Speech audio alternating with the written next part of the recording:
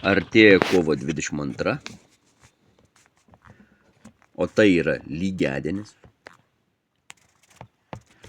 O lygiadienis reiškia, kad diena ir naktis trunka 12 valandų,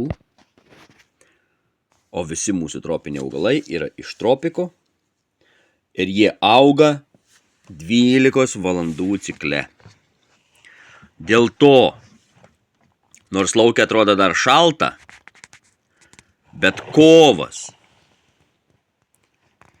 vasaris, kovas ir balandis yra geriausi mėnesiai dienos šviesoje auginti augalus.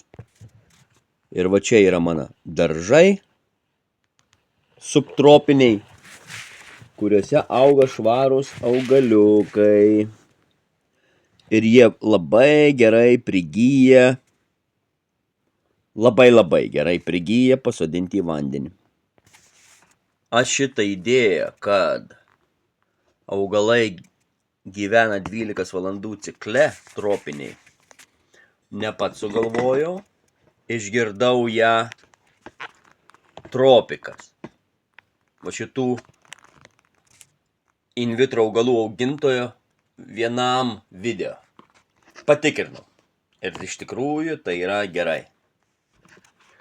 Jie sako, mes nesuprasdom, kodėl vasarą, kai daug šviesos, augalai auga blogiau negu pavasarį ir rudenį.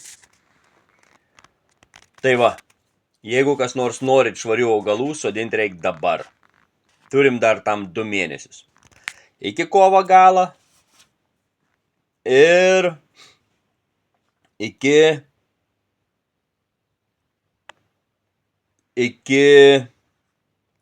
balandžio galo. Šiandien diena yra tik 2 minutėm trumpesnė už naktį.